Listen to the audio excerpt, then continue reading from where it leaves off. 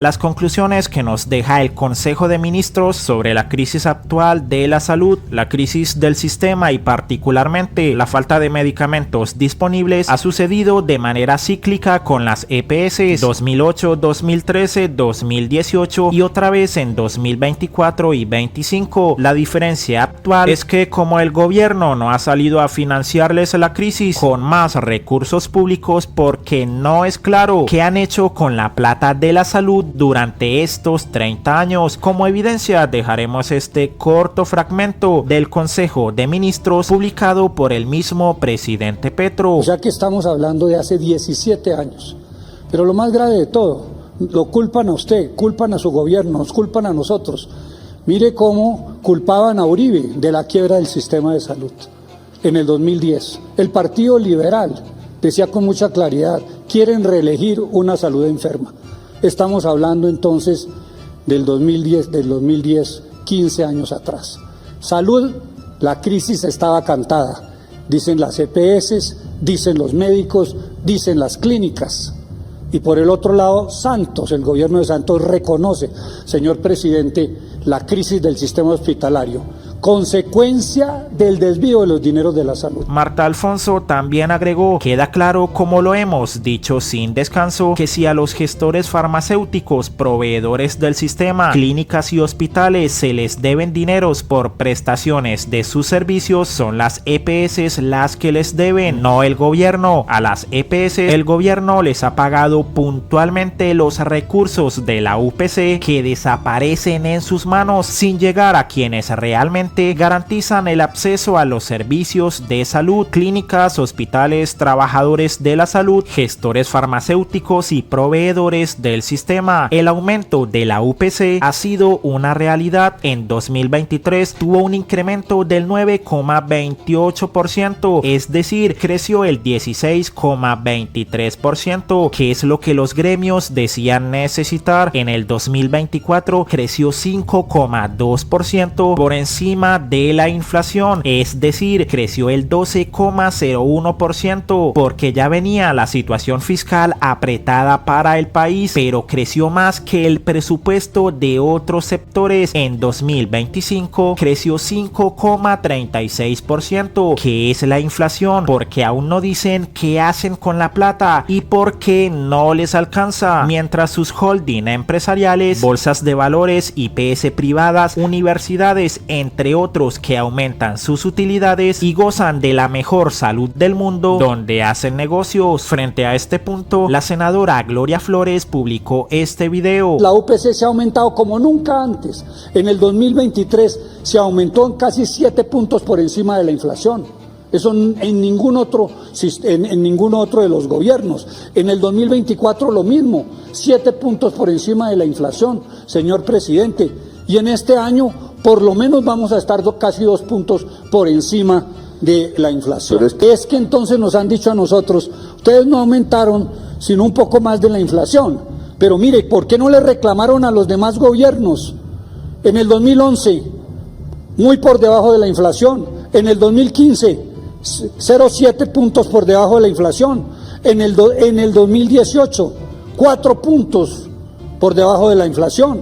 Y en el 2021, 0,5 por debajo de la inflación. Luego Flores agregó, aquí se tumba la mentira de que Petro está desfinanciando la salud y no aumentó lo suficiente la UPC. Observen el aumento de la UPC respecto a la inflación, un aumento real como ningún gobierno lo había hecho. El verdadero problema es que con corrupción no hay UPC que alcance, con la intermediación financiera que permite la desviación de los recursos e impide el control del Estado, no hay plata que alcance. Volvieron la salud un negocio y ahora culpan al gobierno de Petro. Mismo video que compartió el presidente agregando, miente la prensa cuando dice que no estamos financiando suficientemente el sistema de salud. Ahí es bueno ver, porque como hay cierta ignorancia acerca de la lectura de todos estos cuadros que usa la tecnocracia para no comunicar. El verde, la barra verde es inflación, es decir, el incremento de los precios. La raya azul es cuánto se ha aumentado la UPC. Si uno compara la UPC, que es la plática que da el presupuesto público por cada afiliado a la EPS, encuentra que en mi gobierno no solamente es altísimo, más que cualquier otro gobierno, más que en cualquier otro gobierno, sino que siempre ha estado por encima de la inflación. Es decir, las EPS vienen recibiendo en términos reales mucha más plata en este gobierno que en ningún otro gobierno anterior, e incluso en años de los gobiernos anteriores se les disminuía respecto a la inflación. Entonces la mentira echada en la prensa de que es que nosotros no estamos financiando el sistema y por eso no hay medicinas y por eso cierran servicios, es mentira. La prensa está mintiendo porque sus dueños son socios de las empresas de la EPS. Y así, con cifras, con datos, con evidencias, se muestra el sabotaje de actores dominantes del sistema de salud como EPS y gestores farmacéuticos que cobran con sobrecostos los medicamentos en Colombia, crean una crisis para presionar políticamente y hacer creer que el gobierno de Gustavo Petro y la reforma a la salud son la causa. Mentira, la causa real es que no quieren perder un negocio de 100 billones y que aumenta cada año. Lo grave también es que según el presidente intervinieron su teléfono para que el viernes y el fin de semana el superintendente de salud no se pudiera comunicar con el presidente, por lo que tuvieron que establecer otro puente de comunicación para que la gente supiera la verdad. Rosso también mencionó, el superintendente de salud acaba de denunciar que su teléfono fue intervenido para torpedear el envío de fotos al presidente Petro que evidenciaban graves irregularidades en la entrega de medicamentos por parte de Audipharma. Gravísimo, así actúan como una mafia. Entonces, aquí con las bodegas llenas de capecitabina y el señor pobre negro muriendo de cáncer de colon en Quibdó. Las fotos de la discordia, señor presidente.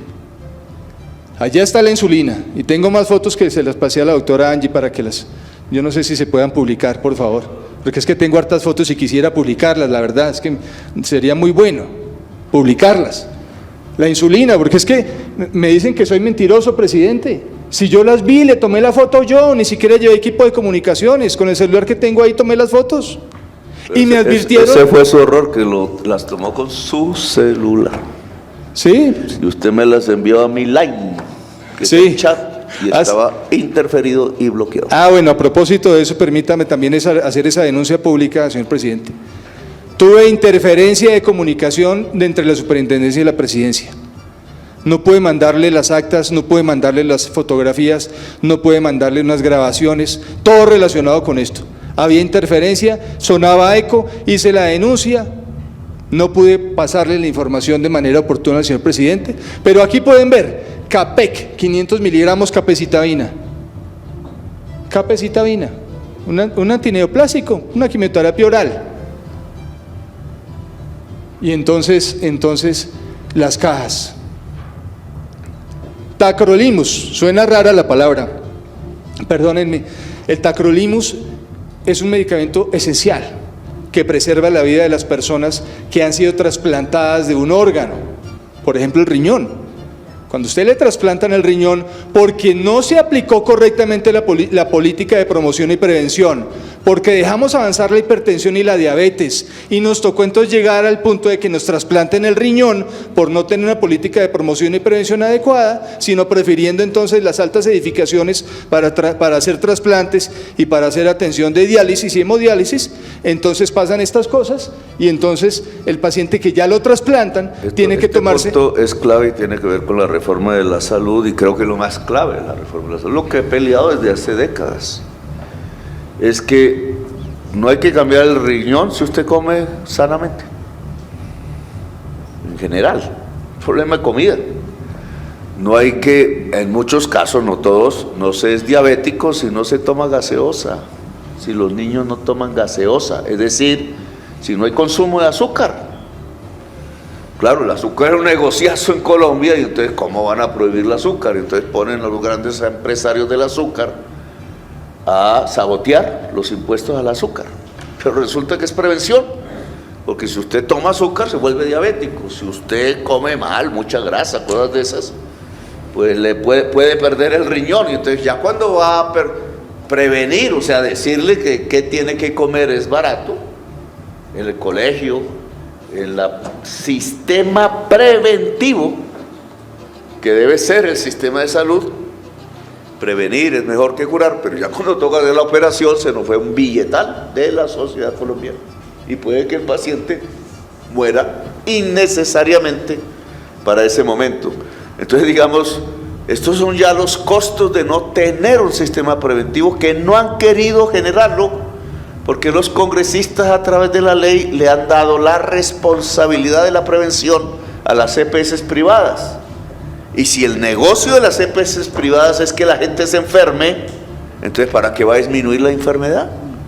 Es un sistema perverso, porque lo primero que hay que hacer es que se prevenga. Los países que tuvieron sistemas preventivos más complejos, más grandes, tuvieron menos muertos del COVID. Eso me pasó a mí. El norte de Italia se murieron todos los viejitos en masa, nos asustamos viendo esos, y a mí me cogió el COVID en el centro de Italia. No me morí, pero sí morí, vi morir los viejitos que estaban al frente, hice un artículo de homenaje a ellos esas noches. Pero el sur de Italia no tuvo tanta muerte. ¿Por qué? Porque el sur de Italia y el centro de Italia tienen un sistema preventivo, y el norte, por ser más rico, hizo lo de Colombia. No, que cada cual pague su póliza de seguros, y se murieron. ¿Por qué Cuba y Costa Rica y otros países, Cuba no tuvo tantos muertos? Entonces aquí decían, no, que es que ocultan la información. Pamplinas tenían un sistema preventivo desde hace décadas, que también lo tiene Costa Rica, que también lo tiene Inglaterra, que también lo tiene el Canadá, y no se murió tanta gente. Ahora, ¿por qué en Estados Unidos murió tanta? ¿Y por qué el promedio latinoamericano, incluida Colombia, que fue el 6º país en peor tasa de COVID de América Latina? No lo dicen. O sea, lo que hizo Duque fue de lo peor en América Latina. Se robaron la plata. Y entonces, ¿por qué es la 6ª tasa peor? ¿Y por qué el promedio de muerte por COVID en América Latina está por debajo del promedio mundial de muerte? Si somos más jóvenes, bueno, todavía no, pero somos más jóvenes en promedio. Entonces, ¿por qué morimos más? ¿Por qué la tasa de muerte del COVID fue mayor que en el resto de los países del mundo? ¿Y por qué la de Colombia fue la 6ª peor de toda América Latina? Entonces algo falla aquí, porque vendrá otro virus, quizás peor, porque esos virus son el producto de la crisis climática, es el anuncio de la extinción. Y entonces, si nosotros no tenemos un sistema preparado para la prevención, pues nos va a arrasar la enfermedad.